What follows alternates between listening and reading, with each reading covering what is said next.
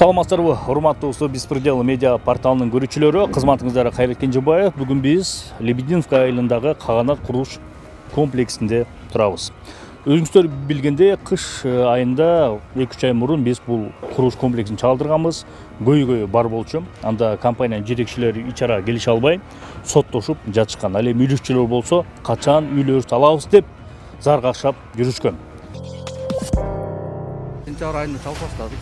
Мурсаке не болду десем, сен ким элең деди. Мен ушундай дольщикмин десем, документин карачы деди. Документин эги мурасмек бар. Колонун келгени болуп, пошел нафиг деп ачып. Бул бирөөсү жакшылык эле бала да, бирок неме экен бир бала болду буга. Өзү да караганда жакшы эле бала, карапайдын баласы экен. Өзү жакшылык эле жигит экен. Анан ушундай элди күйгүзбөй, ушундай неме кылбайт. Булар баягы кредит алып, төлөп. Анан бул Талипов менен чечишкенбиз. Мен тааныбайм да Талиповнучу. Мен барганда бул киши болчу. Жанында бир менеджери бир баласы отурган. Алабы же? Мен оюм боюнча ушу Талипов экөө чогуу бир бандабы деп ойлойм мен, ачыгын айтканда. Алганыбыз баарыбыздыкы эле однокомнатный квартира. Элдикинде бир городок болсо да бир жөн эле. Анан ушундай шылуундарга попал болуп, анан этегинин акчасын алып алгандан билгениңерди кылып алгыла. Бар. А жеткен жериңерден алып алгыла десек, анда биздин демократический өлкөдө жашаган жерибиз болбой калат го биз. Эгемендүүлүктүү эмеспиз го. Строительство мы сами продолжаем. Вообще вот этот проект, как заказчики, мы сами являемся вот этих полностью 6 блоков. Кимдики? Стройка ким кылып атат?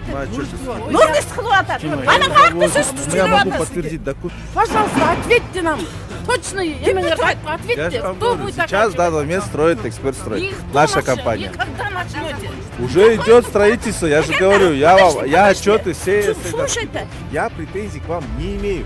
У меня только претензии. Телефон случится. 2023-жылы квартира сатылды. Бул мага 20-жылы жок. Mesela кутулуп берем деп атат. 19-жылга. Бүгүн азыркы учурда алып калгандай, силерге алдыда кенен чалдырып бергенге аракет кылабыз. Эмне болуп жатат, курулуш жүрүп жатабы, соттук иштер эмне болду, баарын ачыктап бергенге аракет кылабыз. Биз менен бирге болуңуздар, кызыктын баары алдыда. Кудай, иш башталып берем, көрүп атабыз. Бүгүн да ошо кошуналар чогулуп төлөө кылып атабыз. Неметели деп. Иш башы кылып аталы деп. Иш башы кылалы деп ошол. Ошол эми кошуналар не дейсиң, ынтымактуу бололу. Биз аябай кыйналдык, туурабы? Аябай эле кыйналдык, тим эле кыштын күнү тим эле келип алып, бул жерде тоңуп тим эле элдин баарын чакыра албай, жеге иши келбейт. Жаныбыз кыйналып, ар бирине интернетке чыгабыз, эч ким келбейт тим эле. Ой, ушундук болгонбуз. Анча эле баары азырда эле баягы 10 киши, 15 киши. Эми bunun artık hayırlı olsun, жақсы болсын. Мына işimiz Құдай бұйырса неметіп атат, жүріп атат. Жақсы ниетте деген ниетибиз, пейилибиз ак болсо, ушулар жүрүп кетсин, бүтүп калалык. Нурлистин да пейили кенен экен. Ушунча неменин баарын тең жасады. Канча немеден өттү. Канча неметтик. Ошо Нурлиске дагы ишине ийгилик, мындан бул эле эмес, Нурлис дагы мындайын давайын жасаш керек да, туурабы? Жакшылык болсун, аман эсен бололук. Чечилип кеткенине рахмат. Ошого аябай жакшы эме бердик тим эле. Алкас үчүн да аябай биз тим эле сой жыгылдык, могу жерден келип алып, тим эле милициялар келип алып, милициялар же мага деген документ пакет документ деп эле кишини кыйнап, эми каяка барарыбызды билбей калганбыз биз. Садыр Жапаровка да бардык, Кембеге 4 жолу кирдик. Анан кийин эми азыр жакшы буйрса иш алдыга жүрөт деген ойдомун. Жакшылык болсун, эми биз деген Нурлиске кааларыбыз жакшылык, аман эсен болсун, мындан ары ишинде ийгилик болсун, анча-мынча нерселерге деген ишенбесин. Азырден бир көзүң биргесиңе жоо, карап турсаң саматта эле 5 минутта эле эметип кетет. Көрдүк го биз деле. Кандай суй жыгылдык биз деле. Нурлис андан жаман суй жыгылды го. Ошол жакшылык болсун, аман эсен бололук. Ошол деген пилим. Кайкеле сиздер, кеңестер. Бага кошуларыңыз сүйүнөм, кардарларыңыз сүйүнүп аттыр, күлөт көрүп атпыздар. Не болду деп иштем. Баягы кышында келгенде 2 саат бою моякта ызычы болду эле, аябайчы. Интернетте да чыгардык эле баарын. Эмне болуп чечилди, кандай болуп атат, кандай иш кетип атат, ушун баарын айтып берсеңиз. Биринчиден ушул биздин кошуналарга, бизден алган дольщиктерге ыраазычылыгын билдирет болчумун. Себеп дегенде ар кандай тоскоолдуктарга карабастан мага ишенимин көргөзүп турушту да. Бул жерде баягы өзүңүздөр көргөндөй кышында арестке коюлуп объектке киргизбей атты. Андан кийин ушу бүгүнкү күндөгү бийлик өкүлдөрүнө мындай ыраазычылыгын билдирет элем да, ушу сот негизи акыйкат жүрдү да. Баягы кышында айтпадым беле, мен сот менен акыры аягына чейин күрөшөм деп. Соттон уттук, Кудай буйрса, сот биздин тарапка чечип берди. Андан кийин бүгүнкү күндө ошол жанакы Алматов Алказды улуттук коопсуздук кызматы тарабынан камакка алынган, бир айдан ашты. Эми карыздарыбызды беребиз деп атышат. Эмне себеп болду камалышына? Эмне жөө болду? Эми анын камалышына баягы мен кышында айтпадым беле, бул бизден алынын эми 81% эле алмак. 81% биз алмакпыз да, 19% эле алмак. Бул жерден ашыкча квадраттарды сатып жиберип, анан кийин $605 000 карыз болуп, мен Нури сага 2 жылдын ичинде кутулуп берем деп мага милдеттенмесин жазып берген фирмасынын атынан. Ошол милдеттенмесин аткарбастан туруп, бизди өз убагында бүтүрбөй атат деп туруп сотко берип коюптур. Бардыгыбызды ушул жердеги ушунча дольщиктин бардыгын сыртка чыгарып коюу аракетин жасашкан да булар. Эми анан бул жалгыз эле эмес. Мунун азыр баягы точно белгисиз го, бирок кандайдыр бир бийлик өкүлдөрүнөн дагы мындай жардамдар берилген экен да. Аны кече жакында атын атап эле өтөлүм, жанакы зам генеральный прокурорду мынакей президентибиз, урматтуу президентибиз Садыр Тургожоевич кызматтан алыптыр.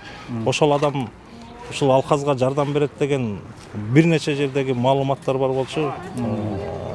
Башка дагы бизден сырткары дагы баягы страдать эткен адамдар бар болчу да, булар тараптан, Алматов Алказ тарабынан.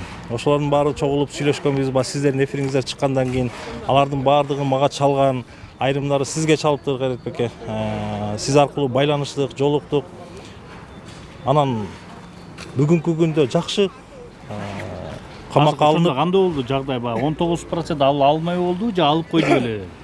Жана кандай болду? Кандай бөлүшүү анан курулуш эмне болуп? Сиз толук жүргүзүп атасызбы? Мен толук жүргүзүп атам. Азыр бүгүнкү күндө мага сүйлөшүүлөрдү жүргүзүп атат. Келинчеги Галина келип, адвокаты менен келип, карыздарыңызды толук жаап беребиз. Биз тиги райондун чечимин эмеге Чүй областтыкка жазганбыз, биз аны отказ кылабыз. Биз андан баш тартабыз. Сиздерге акчаңыздарды толугу менен кутулуп беребиз деп. Азыр бүгүнкү күндө бир 50-60% жаап туралы, калганын 2 ай 3 айга срок бериңиз. Ошол сроктун негизинде жаап берем деп атат. Ошол акчаларды алсак буюрса үй мындан дагы курулушу тездеп, курулушту быйыл жыл аягына чейин бүтүрөбүз. 2024 бүтүрүп колдонууга беребиз. 2024 жаңы жылга чейин колдонууга бардыгы берилет буюрса. Соттук иштер ушу менен токтойт. Соттук иштер ушу менен токтоду. Булар бизге келип кечирим сурашты. Эми экинчи андай кылбайбыз деген мааниде. Бир суроо бар да. Сен деген сентябрга чейин бул эме сентябрга чейин эле договор туурабы? Ошондо продлить этилдиби? Продление ал эми соттун чечими менен эме кылбоду, отказ болду. Продлить этиш керек да. Эсличи кайра меники убакыт бүттү, Нурлис чыгып кете бер, мен кайра продлить этем деп койсо эмне кылабыз? Жок, андай болбойт. Жок, андай болбойт. Соттун чечими менен. Баягы айранды, сүттү үйлөй ичет болуп, ичине турмушту көрүп деле калдың болуш керек. Артып өттүсүн деле туурабы? Ушунун баарын тең ойлонуш керек. Мына Жалпы канча кардар бар? Баарына көп эле карап отурат да, мисалычы каганаттан алгандар көп экен да. Ошо канча кардар бар, анан баарда сиздин жоопторуңуз ошо толугу менен бүтөт деп ишендирип айтып кете аласыз. Анан Кудай мурса баары эле көрүп турган чыгар. Эми жалпы 171 кардар бар. Ошонун бардыгы кыжалат болгон да. Бизден алганы бар, Алматов Алказдан алган дольщиктер дагы бар. Анан кийин ал баягы биздин дольщиктерди ушинтип коркуткан да, биздин дольщиктер ушундан эме болгон. Эгерде мен соттон ута турган болсом, мен бардыңарды кубалап чыгамда ничем не оставлю деген сөздөр бар болчу. Анан биз эми андай жолго барган жокпуз. Бардыгы в основном мигранттар, айыл жергесинен мектепте иштеп жүрүп алгандар сөйткөндө бизде бүт 40-45 квадраттын тегерегинде да, биз ошондой орто адамдар алганга ылайыкталган да бул жерчи. Эми ошон үчүн ал адамдын точнее бул Алматы Алказындан сатып алган кардарлар менен дагы биз келишим түзүп атабыз да мындай. ОЗЭК азырынча. Мен сиздерди баягы чыгып кетиңиздер дебейм. Биздин эме болсо дагы сиздерге саткан экен. Келиңиздер, кичине кошумча акчасын төлөңүздөр. Мен Алматы тии тараптан алгандардан, Кошумча акчасын кичине кошуп бериңиздер. Эпти үйдү чогуу чаран бүткөзөлү. Эч ким үйсүз калбасын. Эми азыр шаарыбызда өзүңүздөр көрүп атасыздар го. Үйдөн кубалап чыгып атышат. Туура эмес ушундай бир алдамчылардын азабынанчы. Эми булар карапайым мындай күнөөсү жок адамдар ал кишиге алданды, бирок эми ынтымакта ушул жерден ушундай болуп төлөө өткөзүп, Кудайдан суранып, үйүбүздү бүтүрүп алалы деп кеңешип отурасыңар. Ошондо мен түшүнгөнүм боюнча эки тараптан бир келишимге келдиңиздер. Иш кайрадан башталды, карызын төлөйт. Ушу менен бүтүрөсүздөр деп атасыздар. Ушундай болду. Карызыбызды төлөйбүз деп атышат бүгүнкү күндө. Азыр дагы бир жумага убакыт алышкан. Бир жуманын ичинде төлөйбүз деп жатышат. Алдыңкыларын уже бере башташты.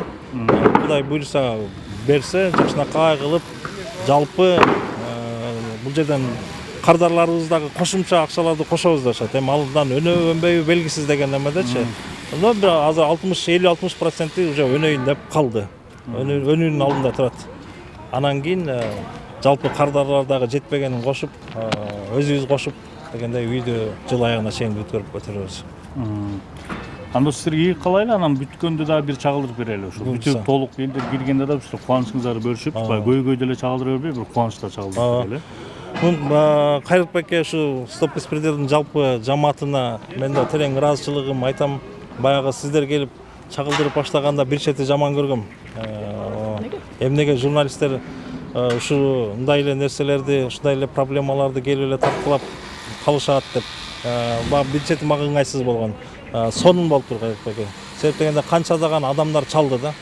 Канчалаган адамдар баягы колдоо максатында чалышты. Мына биз дагы ушундай болуп, ошол адамдан азап тарттык эле, кел биригели деп.